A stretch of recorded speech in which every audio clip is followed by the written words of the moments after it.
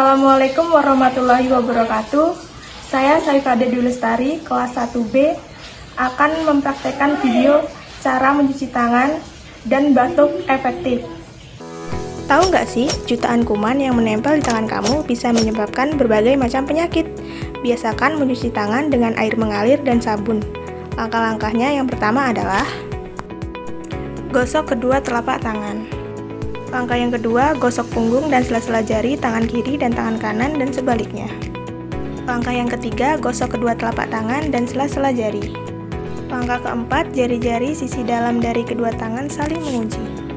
Langkah yang kelima, gosok ibu jari kiri berputar dalam genggaman tangan kanan dan lakukan sebaliknya.